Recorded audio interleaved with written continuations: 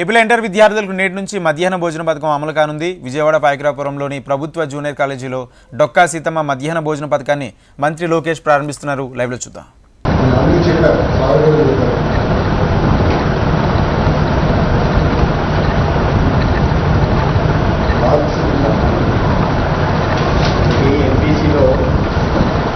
Last year 900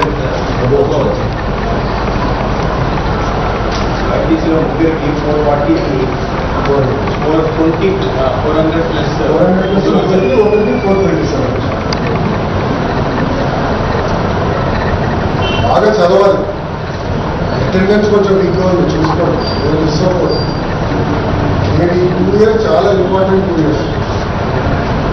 2 years కానీ ఫోకస్గా చదువుకోవాలి, ఇద్దరు అండగా నిలబడాలి.